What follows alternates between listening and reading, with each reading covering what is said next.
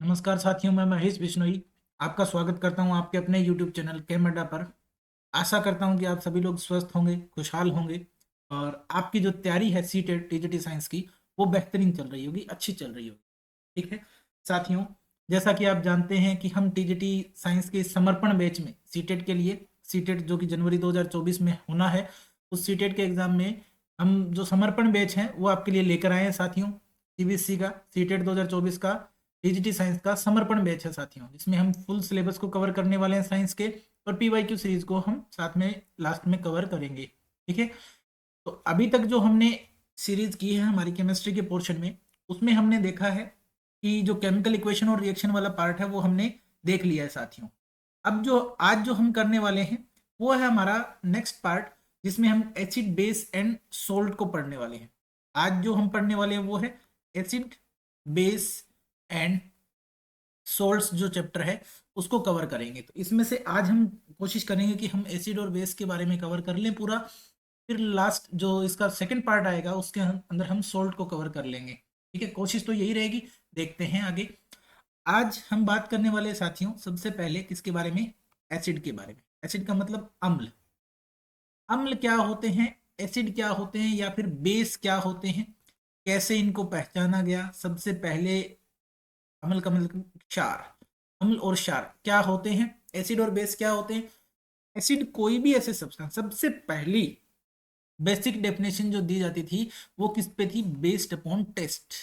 Based upon test यानी test कैसा आएगा। तो एसिड क्या होते थे, जो भी सोर इन टेस्ट होते थे। सोर, सोर का मतलब होता है खट्टा। ठीक है, क्या है, खट्टा। जो भी सब्सटेंस खट्टा होता है टेस्ट के अंदर सोर होता है, उसको हम क्या कहते हैं, एसिड मान लेते हैं। ये सबसे पुरानी डेफिनेशन थी, सबसे बेसिक डेफिनेशन जो आई थी। वो टेस्ट में जो भी सोर होते हैं वो सारे क्या कहलाते हैं, एसिड है। जैसे लेमन है, लेमन टेस्ट में क्या होता है, सोर होता है। ठीक है, तो ये इसके अंदर क्या पाया जाता है, एसिड पाया जाता है। इसी वजह से ये टेस्ट में शोर होता है। बेस जो होते हैं उनका टेस्ट क्या होता है साथियों, बेस का जो टेस्ट होता है वो बिटर होता है। क्या कहते हैं, यानी ऐसे सब्सटेंस जो कि टेस्ट में क्या होते हैं, बिटर होते हैं, उनको हम क्या कहते हैं, बेस कहते हैं। बिटर का मतलब क्या है, खारे। ठीक है, या कड़वे कह सकते हैं। खारा जो होता है या कड़वे जो होते हैं टेस्ट में। ठीक है, कड़वे जो होते हैं टेस्ट में, जिनका कड़वा टेस्ट होता है उनको हम क्या कहते हैं, बेस कहते हैं साथियों। एग्जाम्पल के लिए हमारे पास क्या है, जो भी बिटर सब्सटेंस, जैसे साबुन है। साबुन क्या होता है, कड़वा होता है टेस्ट के अंदर, तो वो क्या है, बेसिक सब्सटेंस है, बेस कहलाता है। लेकिन क्योंकि टेस्ट हर एक चीज को किया नहीं जा सकता, हम बहुत सारे ऐसे एसिड्स हैं जिनको हम टेस्ट नहीं कर सकते। जैसे सल्फ्यूरिक एसिड को है कोई जीभ पे रख के टेस्ट नहीं कर सकता, इसलिए टेस्ट वाली जो डेफिनेशन है वो चली गई, आउटडेटेड हो गई। उसके बाद जो नेक्स्ट जो डेफिनेशन आई वो किसके बेस पे आई साथियों, वो आई इंडिकेटर्स के बेस पे। किसके बेस पे, इंडिकेटर्स के बेस पे। तो सबसे पहले जान लेते हैं कि इंडिकेटर्स क्या होते हैं। इंडिकेटर्स जो होते हैं इनको हिंदी में कहते हैं संकेतक। क्या कहते हैं, संकेतक क्या होते हैं। इंडिकेटर्स ऐसे सब्सटेंस होते हैं, the substance which brings changes in colour when comes in contact with acid और बेस। एसिड और बेस यानी ऐसे सब्सटेंस जिनका कलर चेंज हो जाता है जब वो एसिड और बेस के कांटेक्ट में आते हैं, उनको हम क्या कहते हैं साथियों, इंडिकेटर्स कहते हैं, संकेतक कहते हैं। यानी जब भी किसी एसिड और बेस के संपर्क में ये पदार्थ आते हैं तो इनमें क्या होता है, रंग में परिवर्तन आ जाता है, कलर चेंज हो जाता है। इनको हम क्या कहते हैं, इंडिकेटर्स कहते हैं साथियों। कॉमन सा एग्जांपल है, जब कड़ी स्ट्रेन लग जाता है, यानी कड़ी स्ट्रेन का मतलब क्या होता है, जब सब्जी का धब्बा लग जाता है, दाग लग जाता है आपके व्हाइट क्लॉथ्स के ऊपर, तो वो क्या होता है, जो हल्दी की वजह से जो करी स्टेन होता है व्हाइट कलर का, वो क्या हो जाता है, रेडिश ब्राउन हो जाता है। जब ठीक है, सोप जो कि बेसिक नेचर का होता है, वो स्क्रब उसके ऊपर जब करते हैं तो वो किसका कलर का हो जाता है, रेडिश ब्राउन कलर का हो जाता है। लेकिन जब उसको वाटर से वॉश आउट करते हैं तो वो किस कलर का हो जाता है, फिर से येलो कलर का हो जाता है। ऐसे सब्सटेंस जो कि कलर चेंज लेके आते हैं जब वो एसिड और बेस के कांटेक्ट में आते हैं, संपर्क में आते हैं, तो उनको हम क्या कहते हैं साथियों, इंडिकेटर्स कहते हैं। ठीक है, अब जो इंडिकेटर्स होते हैं ये कई टाइप के होते हैं। इंडिकेटर्स जो होते हैं वो कई टाइप के होते हैं, जिनमें से कुछ हैं जिनको हम कहते हैं, पहला जो है हमारे पास वो है नेचुरल इंडिकेटर। क्या है? Natural indicators. नेचुरल का मतलब जो नेचर में पाए जाते हैं, यानी प्राकृतिक संकेतक की बात कर रहे हैं। किसकी बात कर रहे हैं? प्राकृतिक संकेतक की बात कर रहे हैं। ठीक है साथियों, किसकी बात कर रहे हैं हम? प्राकृतिक संकेतकों की बात कर रहे हैं, नेचुरल इंडिकेटर्स की बात कर रहे हैं, यानी जो नेचर में पाए जाते हैं। जैसे लिटमस सॉल्यूशन जो होता है, लिटमस सॉल्यूशन वो क्या है? एक नेचुरल इंडिकेटर है लिटमस सॉल्यूशन, यानी लिटमस पत्र भी हम कह सकते हैं, लिटमस पेपर या लिटमस पत्र। ठीक है, लिटमस जो विलियन है हम उसकी बात कर सकते हैं। वो क्या है? एक नेचुरल इंडिकेटर है। ये कहाँ से एक्सट्रैक्ट किया जाता है? एक्सट्रैक्टेड फ्रॉम ए प्लांट, और उसका प्लांट का नाम क्या है? लाइकेन है। ठीक है, लाइकेन नाम के पौधे से हम इसको निकालते हैं, एक्सट्रैक्ट करते हैं। ठीक है, लाइकेन नाम के पौधे से निकाला जाता है, जो कि थैलोफाइटा डिवीजन से आता है। लाइकेन किससे आता है? थैलोफाइटा डिवीजन से आता है। ठीक है, थैलोफाइटा डिवीजन से लाइकेन नाम का पौधा आता है, बिलोंग करता है, और ये कॉमनली यूज किया जाता है एज एन इंडिकेटर के रूप में जब भी लिटमस सॉल्यूशन न्यूट्रल होता है। ठीक है, अगर लिटमस सॉल्यूशन आपका क्या है? न्यूट्रल है। लिटमस सॉल्यूशन क्या है? न्यूट्रल है। जब भी वो न्यूट्रल रहता है तो उसका जो कलर होता है वो क्या होता है? पर्पल होता है।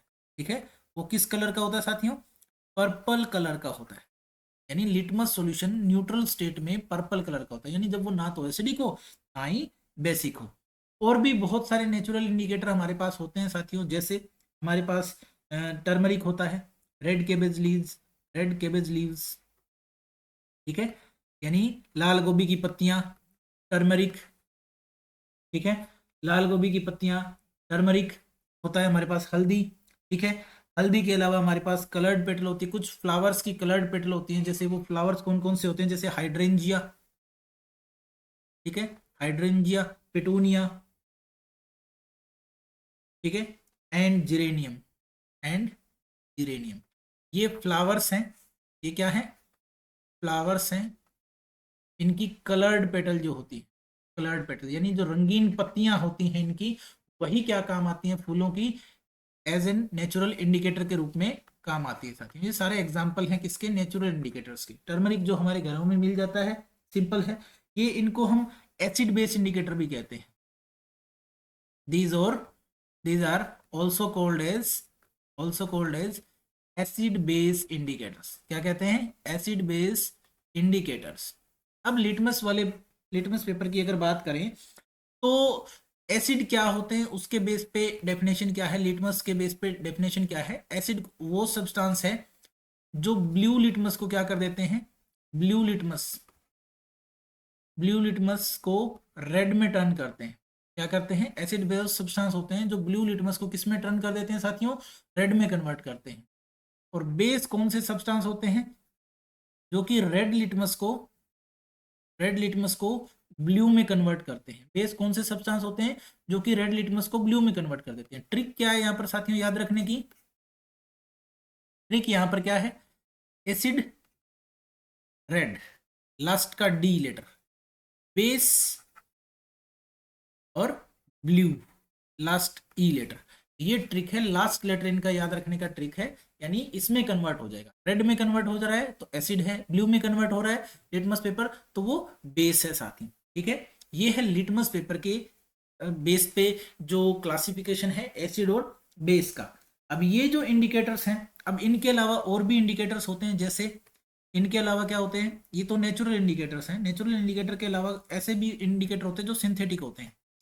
सिंथेटिक इंडिकेटर्स क्या होते हैं? सिंथेटिक इंडिकेटर्स यानी कि मानव निर्मित जो होते हैं। सिंथेटिक का मतलब मानव निर्मित।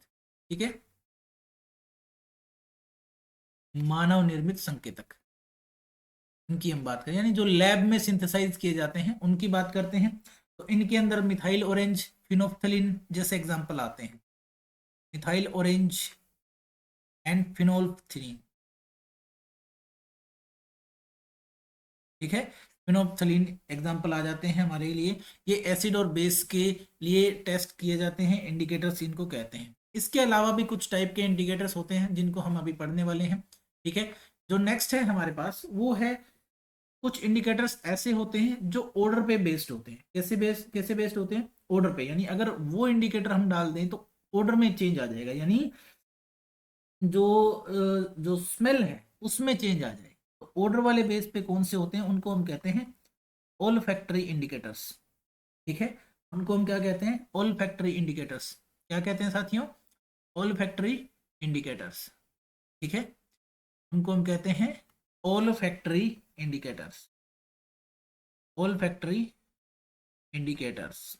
ठीक है, ऑल फैक्ट्री इंडिकेटर्स का मतलब क्या है, those substances which changes the order of an acid and base, an acid और base, जो ऑर्डर को चेंज करते हैं when added to them, जब उनमें ऐड कर दिए जाते हैं तो वो क्या किस में चेंज लेके आते हैं, ऑर्डर के अंदर चेंज लेके आते हैं, यानी उनकी स्मेल जो चेंज हो जाती है। ऑर्डर वाले जो हैं उनको हम क्या कहते हैं, ओल्फैक्टरी इंडिकेटर कहते हैं साथियों। एग्जाम्पल क्या है, अनियन है, प्याज जो है वो एग्जाम्पल है। क्लोव इसका एग्जाम्पल है, क्लोव को हिंदी में कहते हैं लौंग। ठीक है, लौंग सबकी रसोई में मिल जाते हैं, अनियन, क्लोव, वेनिला। ठीक है, ये क्या है, ओलोफैक्टरी इंडिकेटर के एग्जाम्पल होते हैं। ये किसके एग्जाम्पल होते हैं, ओलोफैक्टरी इंडिकेटर्स के एग्जाम्पल होते हैं साथियों। तो ये था इंडिकेटर्स, एसिड और बेस के बारे में हमारी बेसिक नॉलेज। इसके अलावा साथियों एसिड और बेस की और भी थ्योरीज होती हैं, जैसे एक होती है अरहेनियस का क्लासिफिकेशन है, Arrhenius theory of acid and base, acid and base. Arrhenius के अकॉर्डिंग एसिड और बेस क्या होते हैं साथियों, एसिड ऐसे सब्सटेंस हैं which dissociates to give H plus ion when dissolved in water, when dissolved in water, when dissolved in water, यानी acid ऐसे सब्सटेंस होते हैं जब उनको पानी में डाला डिसोल्व किया जाता है तो वो क्या क्या देते हैं, H प्लस आयन रिलीज करते हैं, तो उनको हम एसिड कहते हैं। जैसे मान लेते हैं HCl है, अगर मैं उसको H2O में डाल दूंगा, पानी में डाल दूंगा, तो वो क्या देगा मुझे, H प्लस आयन देगा, प्लस में क्या देगा, Cl माइनस आयन देगा। अब H प्लस आयन को ही हम H3O प्लस आयन भी लिख सकते हैं, इसको कहते हैं hydronium ion. H3O plus ion को क्या कहते हैं, हाइड्रोनियम आयन कहते हैं। किसको, H3O प्लस आयन को हाइड्रोनियम आयन कहते हैं। वही, क्योंकि बेयर प्रोटॉन यानी सिंगल H प्लस आयन कभी भी एग्जिस्ट नहीं कर सकता, क्योंकि बहुत ज्यादा रिएक्टिव होता है। तो ये दूसरे वाटर मॉलिक्यूल के साथ रिएक्ट करके क्या बना लेता है, H3O प्लस आयन बना लेता है, और Cl minus ion, H plus ion जब रिलीज करते हैं कोई भी, तो वो क्या कहलाते हैं, एसिड कहलाते हैं। और बेस क्या होते हैं अरेनियस के मुताबिक, which dissociates to give OH minus ion, यानी hydroxyl ions when dissolved in water, when dissolved in water, यानी जिनको हम पानी में अगर घोल दें तो वो क्या देते हैं हमें, हाइड्रोक्सिल आयन देते हैं, OH माइनस आयन देते हैं। OH माइनस को आयन को क्या कहते हैं, हाइड्रोक्सिल आयन कहते हैं, या हाइड्रोक्साइल आयन भी बोल देते हैं। ठीक है, तो उनको हम क्या कहते हैं, बेस। मान लो कोई भी कंपाउंड है, ठीक है, बेस है, अगर वो एक सोल्यूशन में है यानी वाटर के अंदर डिसोल्व कर रहे हैं उसको, तो वो क्या देगा हमें, OH माइनस आयन। ठीक है, प्लस में OH माइनस आयन, प्लस में M प्लस आयंस दे देगा। ठीक है, OH माइनस आयन जो देगा हाइड्रोक्सिल आयन, ठीक है, हाइड्रोक्सिल आयन जो दे देगा वो क्या कहलाएगा, बेस कहलाएगा सॉल्यूशन के अंदर। ठीक है, वाटर के अंदर डिसोल्व करने पर जो हाइड्रोक्सिल आयन प्रोड्यूस करे वो बेस, और जो H प्लस आयन प्रोड्यूस करे वो एसिड कहलाता है साथियों। उसके बाद आती है Lewis concept, sorry, Bronsted acid base theory. उसके बाद क्या आती है, ब्रोंस्टेड लवरी कॉन्सेप्ट आता है। ठीक है, Bronsted Lowry concept of acid base, concept of acid and. Bronsted Lowry का कॉन्सेप्ट क्या कहता है साथियों, ब्रोंस्टेड और लोरी का कॉन्सेप्ट ये कहता है कि जो भी एसिड जो होते हैं वो प्रोटॉन डोनर्स होते हैं। एसिड को उसने क्या कहा है, एसिड क्या होते हैं, प्रोटॉन डोनर। ऐसा कोई भी सब्सटेंस जो प्रोटॉन डोनेट कर सकता हो, जो H प्लस आयन डोनेट कर सकता हो, proton donor, H plus ion donor जो होता है उसको हम क्या कहते हैं, एसिड कहते हैं। और बेस क्या होते हैं, जो प्रोटॉन को एक्सेप्ट कर सकते हो, प्रोटॉन एक्सेप्टर जो होते हैं साथियों, प्रोटॉन एक्सेप्टर। ये तो H प्लस आयन डोनर की बात कर रहा है, यहाँ H प्लस आयन एक्सेप्टर जो होते हैं। एक वर्ड में अगर हम इसको समझना चाहें तो ब्रोंस्टेड लोरी के अकॉर्डिंग क्या है, एसिड कौन से सब्सटेंस है, ऐसे सब्सटेंस जो प्रोटॉन डोनेट कर सकते हैं। बेस कौन से सब्सटेंस है जो प्रोटॉन एक्सेप्ट कर सकते हैं? तो एग्जाम्पल के लिए हम बात करते हैं साथियों कि अगर मान लो HCl को मैं वाटर के अंदर डाल दूं, ठीक है, डिजोल्व कर दूं, तो HCl क्या है, H3O प्लस आयन हमें देगा, प्लस में Cl माइनस आयन प्रोड्यूस होगा। तो HCl ने प्रोटॉन डोनेट कर दिया H2O को, इसने प्रोटॉन इसको डोनेट किया, तो ये प्रोटॉन डोनर हुआ, तो ये तो एसिड कहलाएगा। ये प्रोटॉन एक्सेप्टर हुआ, तो वाटर यहाँ पर बेस कहलाएगा। एसिड का हमेशा क्या बनता है, कॉन्जुगेट बेस बनता है, सॉरी एसिड का क्या बनता है इधर Cl माइनस, ये कॉन्जुगेट बेस बनता है, कॉन्जुगेट बेस बनता है। और बेस का क्या बनता है हमेशा, कॉन्जुगेट एसिड बनता है, क्या बनता है, कॉन्जुगेट एसिड बनता है सर। ठीक है, तो ये ब्रोंस्टिड का कॉन्सेप्ट था। इसके बाद आता है लुईस का कॉन्सेप्ट एसिड और बेस का, लुईस कॉन्सेप्ट। ठीक है, जीएन लुईस का कॉन्सेप्ट था, concept of acid and base, acid and base. Acid and base का कॉन्सेप्ट किसका है, लुईस का। जीएन लुईस साइंटिस्ट था, उसने क्या कहा था कि एसिड वो सब्सटेंस है जो इलेक्ट्रॉन पेयर को क्या कर सकते हैं, एक्सेप्ट कर सकते हैं। बेस वो सब्सटेंस है जो इलेक्ट्रॉन पेयर को डोनेट कर सकते हैं, इलेक्ट्रॉन पेयर डोनर, या आप ये भी कह सकते हो लोन पेयर एक्सेप्टर एसिड है, ठीक है। और lone pair donor, lone pair donor क्या है, बेस है।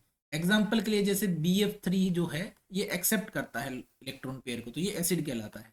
बेस अमोनिया जो है वो अपने नाइट्रोजन वाले लोन पेयर को डोनेट कर सकता है, तो लोन पेयर का जो डोनर है वो बेस कहलाता है। ये लुईस का कॉन्सेप्ट है सर। ठीक है, आगे बढ़ते हैं। उसके बाद हम बात करते हैं कि एसिड एंड बेस मेटल के साथ कैसे रिएक्ट करते हैं। क्वेश्चन क्या है, how do acids and base, acid and bases reacts with metal, reacts with metal, यानी एसिड और बेस मेटल के साथ कैसे रिएक्ट करते हैं इसके बारे में जानेंगे। देखो एक चीज सिंपल सी है, जब भी आप किसी एसिड की रिएक्शन करवाओगे किसके साथ, मेटल के साथ, तो क्या बनेगा, आपके पास एक तो सोल्ट प्रोड्यूस होगा, प्लस में हाइड्रोजन गैस लिबरेट होगी, प्लस में क्या होगी, हाइड्रोजन गैस लिबरेट होगी। हाइड्रोजन गैस जो होती है इसको हम कंफर्म कैसे कर सकते हैं, बर्निंग जो होती है हाइड्रोजन गैस की, burning of hydrogen gas is with pop sound, इसके साथ होती है, पॉप साउंड आता है। ठीक है, पॉप साउंड के साथ हाइड्रोजन गैस बर्न करती है। तो एसिड जब भी मेटल के साथ रिएक्ट करेंगे, salt plus hydrogen gas liberate करेंगे साथ, क्या बनाएंगे, सोल्ट प्लस हाइड्रोजन गैस बनाएंगे। जैसे मान लेते हैं जिंक रिएक्ट कर रहा है किसके साथ, एक एसिड HCl के साथ रिएक्ट, ठीक है, तो यहाँ जिंक क्लोराइड सोल्ट बनेगा, प्लस में हाइड्रोजन गैस लिबरेट हो जाएगी, 2HCl यहाँ पर आ जाएगा, बैलेंस हो जाएगी रिएक्शन। ठीक है, हाइड्रोजन गैस यहाँ पर लिबरेट होगी, ये सोल्ट बना, ये हाइड्रोजन गैस लिबरेट होगी, सिंपल सी बात है। ऐसे ही मेटल्स एसिड के साथ रिएक्ट करके क्या बनाते हैं, salt plus hydrogen gas liberate करते हैं। ठीक है, तो बेस की रिएक्शन कैसे होती है, बेस प्लस में मेटल, यानी बेस के साथ जब मेटल रिएक्ट करता है तो क्या बनता है, तब भी सोल्ट प्लस हाइड्रोजन गैस ही लिबरेट होती है, तब भी सेम चीज होती है, लेकिन सारे मेटल्स में नहीं होती। But not all the metals, not all metals undergo this reaction, undergo this reaction. सारे के सारे मेटल ये रिएक्शन शो नहीं करते, यानी बेस के साथ सारे के सारे मेटल रिएक्ट नहीं करते हैं साथियों। मान लेते हैं कि NaOH हमारा बेस है, उसके साथ जिंक मेटल की रिएक्शन करवा लेते हैं, तो क्या आएगा आपके पास, सोडियम जिंकेट नाम का आपका एक कंपाउंड बनेगा, Na2ZnO2, इसको बोलते हैं सोडियम जिंकेट। क्या बोलते हैं, सोडियम जिंकेट। आपका ये सोल्ट प्रोड्यूस होगा, साथ में हाइड्रोजन गैस लिबरेट हो जाएगी साथियों, यानी हाइड्रोजन तो यहाँ भी लिबरेट होगी। बेसिक चीज क्या है, आपको इसको याद रखना है, acid plus metal salt plus hydrogen gas liberate करते हैं। ठीक है, बेस प्लस मेटल भी क्या करते हैं, salt plus hydrogen gas liberate करते हैं। ऐसे एसिड और बेस मेटल के साथ रिएक्ट करते हैं। ठीक है, तो अब हम आगे बढ़ते हैं साथियों। नेक्स्ट जो है हमारा वो क्या है कि जो मेटल कार्बोनेट्स हैं और मेटल हाइड्रोजन कार्बोनेट है उनकी एसिड के साथ कैसे रिएक्शन होती है। ठीक है, reaction of acids with metal carbonates, carbonates and metal hydrogen carbonates. Hydrogen carbonate, यानी मेटल कार्बोनेट और मेटल हाइड्रोजन कार्बोनेट के साथ एसिड की रिएक्शन कैसे होगी उसके बारे में बात करते हैं। देखिए, चलो मान लेते हैं कि हमारे पास एक मेटल कार्बोनेट है, यानी Na2CO3 सोडियम कार्बोनेट हम इसको कहते हैं। सोडियम कार्बोनेट नाम का हमारे पास एक कंपाउंड है, सोडियम कार्बोनेट, जो कि सॉलिड होता है। इसकी रिएक्शन में करवा देता हूँ किसके साथ, HCl के साथ करवा देता हूँ। किसके साथ, HCl के साथ, जो कि एक्वस है आपका।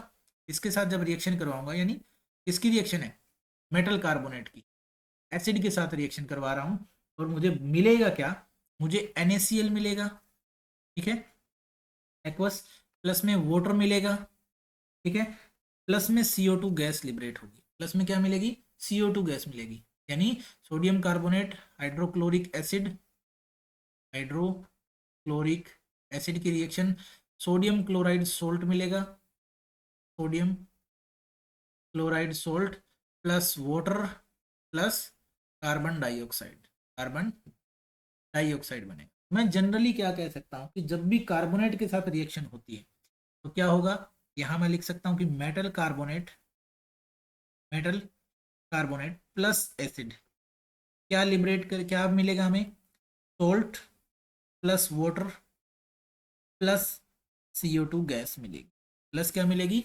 CO2 गैस मिलेगी। तो ये जनरल रिएक्शन हो जाती है किसी भी मेटल कार्बोनेट की, किसके साथ, एसिड के साथ।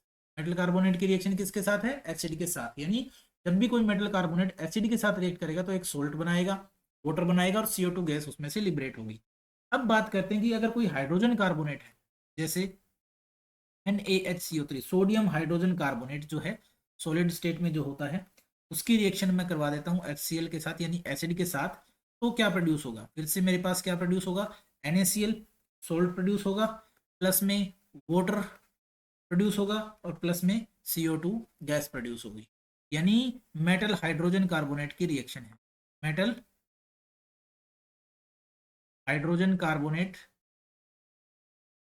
प्लस में एसिड, मिल क्या रहा है मुझे, salt plus water plus CO2 carbon dioxide gas मिल रही है सर।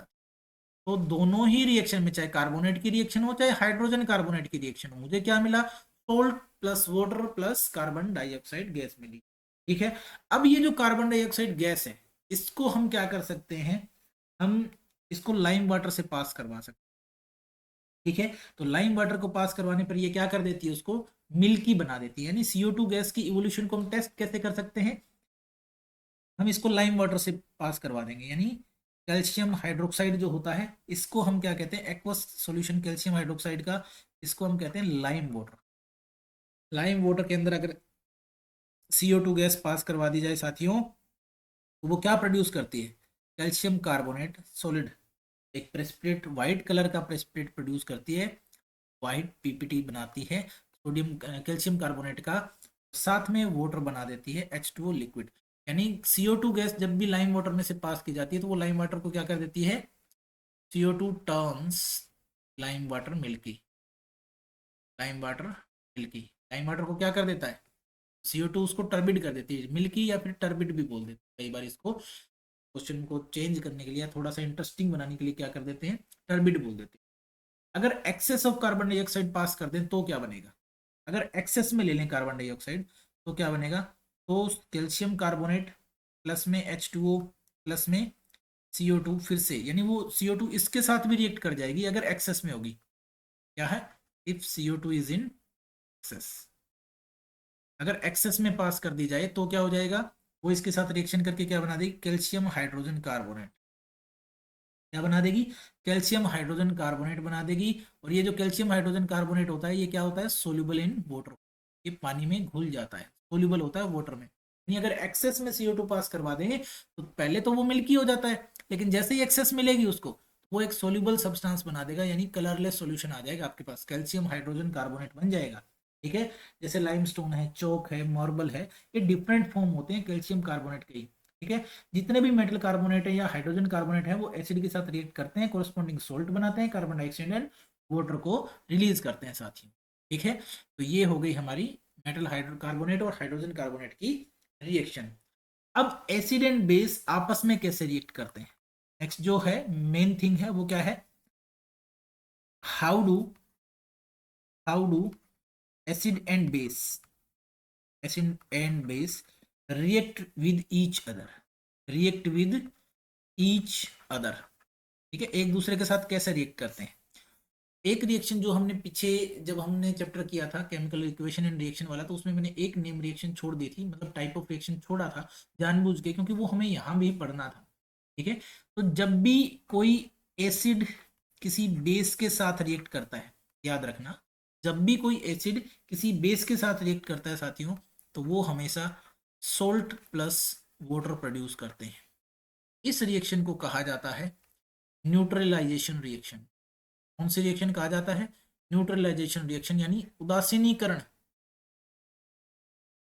उदासीनीकरण अभिक्रिया इसको कहा जाता है। क्या कहा जाता है?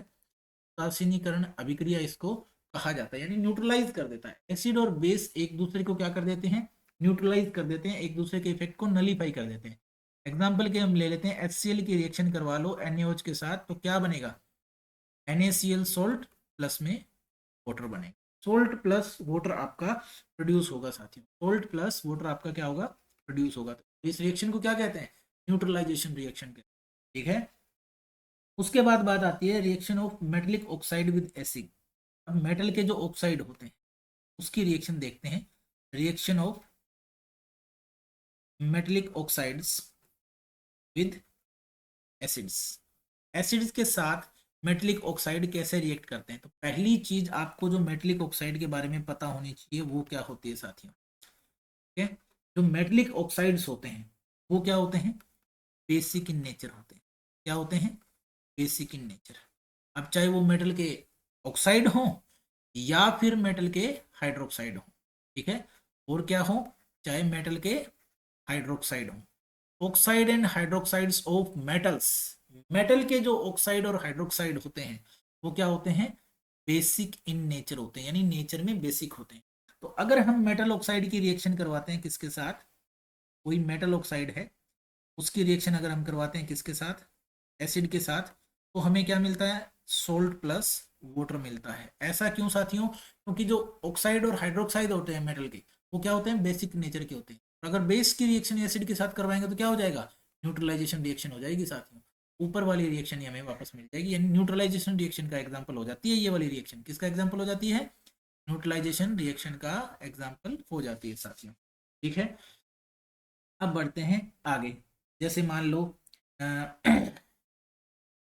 जैसे आप अगर एग्जाम्पल के तौर पे अगर इसको देखना चाहें, तो जो कॉपर ऑक्साइड है, ठीक है, कॉपर ऑक्साइड जो है ब्लू ग्रीन कलर की हो जाती है। Blue green colour of solution is due to the formation of copper two chloride in the reaction, ठीक है।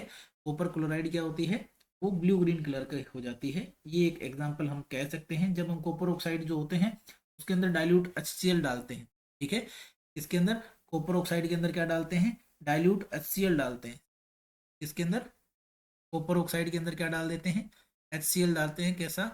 डाइल्यूट HCl डालते हैं। ये किस में कन्वर्ट हो जाता है? CuCl2 के अंदर कन्वर्ट हो जाता है, कॉपर 2 क्लोराइड के अंदर कन्वर्ट है।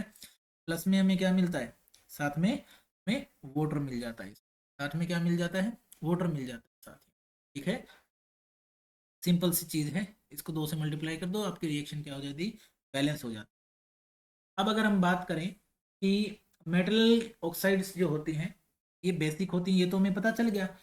नॉन मेटलिक ऑक्साइड की रिएक्शन किसके साथ होगी? बेस के साथ होगी, ठीक है। उसके बाद किसकी बारी आती है? Reaction of non metallic oxide, non metallic oxide with base, non metallic oxide with base, यानी नॉन मेटलिक ऑक्साइड की किसी बेस के साथ अगर रिएक्शन करवा दी जाए, किसके साथ? बेस के साथ। तो एक चीज अब नॉन मेटलिक ऑक्साइड के बारे में जान कि नॉन मेटलिक ऑक्साइड हो या फिर हाइड्रोक्साइड हो, ही नॉन मेटल के ऑक्साइड एंड हाइड्रोक्साइड दोनों ही क्या होते हैं? एसिडिक नेचर के होते हैं। कैसे होते हैं? एसिडिक नेचर के होते हैं साथ। एसिडिक नेचर की कोई भी चीज, उसकी रिएक्शन अगर हम किसके साथ करवा दें, जैसे मान लो non metallic oxide, non metallic oxide plus में आपकी रिएक्शन उसकी किसके साथ करवा दें? किसी बेस के साथ करवा दें, तो हमें क्या मिलेगा? सोल्ट प्लस वाटर ही मिलेगा। क्या मिलेगा? सोल्ट प्लस वाटर मिलेगा। फिर से वही न्यूट्रलाइजेशन रिएक्शन हो जाएगी साथियों। क्योंकि नॉन मेटलिक ऑक्साइड कैसे होते हैं, एसिडिक नेचर के होते हैं, और उसकी रिएक्शन, एसिड की रिएक्शन किसी बेस के साथ करोगे तो क्या मिलेगा, सोल्ट प्लस वाटर मिल जाएगा साथ, क्या मिल जाएगा, सोल्ट प्लस वाटर मिल जाएगा। ठीक है, हमने रिएक्शन कौन सी देखी है ऐसी, कार्बन डाइऑक्साइड और कैल्शियम हाइड्रोक्साइड की जो रिएक्शन देखी है, calcium hydroxide non metallic hydroxide है, सॉरी कार्बन डाइऑक्साइड जो है नॉन मेटलिक ऑक्साइड है, उसकी रिएक्शन हम किसके साथ करवा दें, कैल्शियम हाइड्रोक्साइड के साथ करवा दें तो कैल्शियम कार्बोनेट बनता है। ठीक है, कैल्शियम कार्बोनेट सोल्ट बनेगा, प्लस में वाटर प्रोड्यूस हो जाएगा, वो पहले वाली रिएक्शन ही हमारा इसका क्या हो जाएगी, एग्जाम्पल हो जाएगी साथियों। आगे बढ़ते हैं, चलिए नेक्स्ट जो है आपके पास कि ये जो सारे एसिड और बेस हैं इनके अंदर क्या कॉमन है। ठीक है, ये जनरली इनके अंदर कॉमन क्या होता है, एसिड जो होते हैं, एसिड जो होते हैं ये इनके अंदर क्या कॉमन होता है, जब भी एसिड का सॉल्यूशन बनाया जाता है, यानी एसिड जो होते हैं जैसे ही इनको किसी के अंदर डाला जाता है, जैसे मतलब एसिड जो होते हैं इनका एक्वस सॉल्यूशन अगर बना देते हैं तो एसिड क्या करते हैं, H प्लस आयन लिबरेट करते हैं।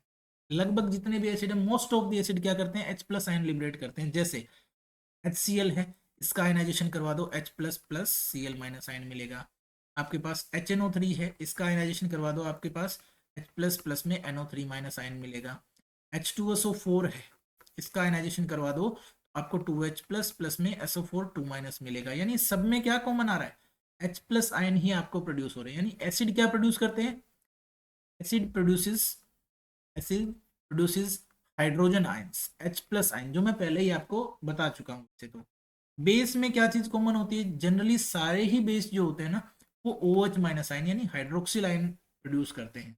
जैसे मान लेते हैं NaOH आयन है, तो आयनाइजेशन करवा देंगे तो Na plus plus OH minus ion मिलेगा। KOH का करवा दो तो K प्लस प्लस में OH माइनस आयन मिलेगा।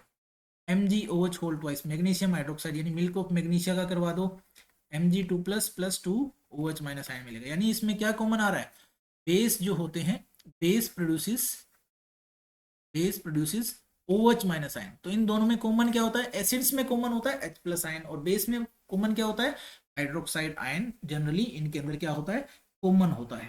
ठीक है, अब एसिड और बेस को अगर हम वाटर के अंदर मिला दें तो क्या बनता है। ठीक है, ये एक्चुअल में तो मैं आपको पीछे ही बता चुका हूँ कि एसिड और बेस को वाटर के अंदर मिला दें तो क्या होता है। ठीक है, जनरली क्या होता है कि जब भी कोई एसिड होता है उसको अगर आप, मान लो मेरे पास कोई भी एसिड है जैसे HCl है, मैंने उसको वाटर में मिलाया, मैं इसको करवा चुका हूँ आपको ये रिएक्शन पहले ही, तो वो क्या प्रोड्यूस करता है, H3O प्लस आयन प्लस में Cl माइनस। ये जो H3O प्लस आयन होता है, H3O प्लस आयन, इसको हम कहते हैं हाइड्रोनियम आयन। क्या कहते हैं, हाइड्रोनियम आयन। जनरली आप क्या सोचते हैं कि एसिड HCl जब भी है वो H प्लस आयन देगा, H प्लस देता तो है, लेकिन H प्लस जो होता है वो बेयर प्रोटोन कहलाता है। बेयर प्रोटोन इतना रिएक्टिव होता है कि वो सिंगल हैंडेडली एग्जिस्ट नहीं करता है, अकेला एग्जिस्ट ही नहीं कर सकता। इसलिए ये वाला जो H प्लस रिलीज होगा ये इस H2O के साथ रिएक्ट करके क्या बना देगा, H3O प्लस आयन बना देगा, यानी हाइड्रोनियम आयन बना देगा। सेम ऐसे ही साथियों, जो अब मैं इसको ऐसे भी लिख सकता हूँ कि H प्लस प्लस H2O क्या रिलीज करता है, H3O प्लस आयन बना देता है, क्योंकि बेयर प्रोटोन एग्जिस्ट नहीं कर सकता। बेयर प्रोटोन, बेयर प्रोटोन या फिर आप H प्लस आयन की बात कर सकते हैं, can not exist, not exist, वो एग्जिस्ट ही नहीं कर सकता साथियों। इतना रिएक्टिव होता है कि वो दूसरे वाटर मॉलिक्यूल के साथ रिएक्ट करके क्या बना लेता है, H3O प्लस आयन बना। ठीक है, ऐसे ही मान लीजिए कि NaOH जो है, तो अगर मैं H2O में डालूं तो वो Na प्लस प्लस में OH माइनस आयन देगा, वो क्या देगा, हाइड्रोक्सिल आयन देगा। ठीक है, ठीक है, वो क्या देगा आपको, हाइड्रोक्सिल आयन देगा सर, क्या देगा, हाइड्रोक्सिल आयन देगा। ठीक है, अब ऐसे बेस जो हाइड्रोक्सिल आयन वाटर में प्रोड्यूस करते हैं, यानी which bases, bases which are soluble in water are called alkalis. अब एल्कालीज क्या होते हैं, कुछ ऐसे सॉल्यूशंस होते हैं जिनको एल्कालीज बोला जाता है। ऐसे bases, bases which are soluble in water, जो क्या होते हैं, वाटर के अंदर सोल्यूबल होते हैं, उन्हें हम क्या कहते हैं, आर कॉल्ड एल्कलीज। उनको हम क्या कहते हैं, एल्कलीज कहते हैं सर। यानी वाटर सोल्यूबल बेसिस जो होते हैं उनको हम क्या कहते हैं, एल्कलीज कहते हैं सर। ठीक है, उनको हम क्या कहते हैं, एल्कलीज कहते हैं। अब एक चीज जो यहाँ पर अराइज होती है कि जब एसिड के पास H प्लस आयन होता है, बेस के पास OH माइनस आयन होता है, तो मुझे एक बात बताइए कि एसिड इन वाटर डालते हैं और वाटर इन एसिड डाला जाता है, दोनों में से कौन सी चीज करनी चाहिए? क्वेश्चन तो यही है कि एसिड इन वाटर डालें या वाटर इन एसिड डालें। ठीक है, जब भी कोई एसिड या बेस वाटर में डालते हैं तो वो हाईली एक्सोथर्मिक रिएक्शन होती है। ठीक है, ठीक है। Acid must be added slowly to water with constant stirring, water कभी भी एसिड में नहीं डालना चाहिए। ठीक है, एसिड इन वाटर डालना चाहिए, नॉट वाटर इन एसिड। ऐसा क्यों? बिकॉज हाईली एक्सोथर्मिक रिएक्शन होती है, highly exothermic reaction, solution can splash out, वो बाहर बिखर सकता है, आपके आके ऊपर आके गिर सकता है, and even beaker can be broken, beaker भी टूट सकता है, इतनी ज्यादा हीट रिलीज होती है इस रिएक्शन में। यानी जब भी वाटर डालते हो एसिड की तरफ, अचानक एक्सोथर्मिक रिएक्शन होती है। होती तो एसिड एंड वाटर भी एक्सोथर्मिक है, लेकिन ये स्लोली डालना चाहिए, slowly with constant steering, slowly with constant steering के साथ, कांस्टेंट स्टीरिंग के साथ। तो हमेशा क्या करना चाहिए? एसिड इन वाटर ऐड करना चाहिए, ना कि वाटर इन एसिड साथी। ठीक है, इस बात को आपको याद रखना है। जब भी आप एसिड और बेस को वाटर के साथ मिक्स करते हैं तो जो कंसंट्रेशन होती है पर यूनिट वॉल्यूम, वो उनकी कम हो जाती है। ठीक है, जब भी एसिड एंड वाटर को आप एसिड को या बेस को वाटर के अंदर मिक्स करते हैं तो उसकी कंसंट्रेशन क्या हो जाती है? डिक्रीज हो जाती है। इससे क्या हो जाएगा? एसिड इन वाटर डालने से क्या होगा? Concentration of solution decreases, decreases. और इसी प्रोसेस को हम क्या कहते हैं साथियों? डाइल्यूशन कहते हैं। क्या कहते हैं? डाइल्यूशन कहते हैं। डाइल्यूशन क्या होता है? डाइल्यूशन क्या होता है? जब भी एसिड और बेस को हम वाटर में मिक्स करते हैं, ठीक है, अपॉन मिक्सिंग ऑफ एसिड और base in water, in water decreases the concentration of H plus or OH minus ions per unit volume, and this process is known as dilution। इस process को क्या कहते हैं साथियों? डाइल्यूशन कहते हैं। इस प्रोसेस को क्या कहते हैं हम? डाइल्यूशन कहते हैं साथियों। सिंपल सी बात है, जब भी आप सोल्यूट का अमाउंट घटा दोगे, सॉल्वेंट का अमाउंट बढ़ जाएगा, वो सॉल्यूशन कैसा हो जाएगा? डाइल्यूट हो जाएगा। जब भी सोल्यूट का अमाउंट ज़्यादा होगा, सॉल्यूशन का अमाउंट, सॉल्वेंट का अमाउंट कम होगा, तो वो सॉल्यूशन कंसंट्रेटेड कहलाएगा। ठीक है, तो डाइल्यूट और कंसंट्रेटेड सॉल्यूशन। ठीक है, आपको अब समझ में आ जाना चाहिए था। ठीक है, आज के लेक्चर में साथियों इतना ही। आशा करता हूँ कि आपको सेशन पसंद आया होगा, अच्छा लगा होगा। अगर आपको वीडियो इन्फॉर्मेटिव लगे, पढ़ाने का तरीका अच्छा लगे, समझाने का तरीका अच्छा लगे, कृपया करके आप वीडियो को लाइक कर दीजिएगा, शेयर कर दीजिएगा और चैनल को सब्सक्राइब कर दीजिए। ठीक है, तब तक के लिए, जब तक नेक्स्ट वीडियो आती है, तब तक के लिए आप अपनी प्रैक्टिस करते रहिए और नोट्स को पढ़ लीजिए। धन्यवाद सर।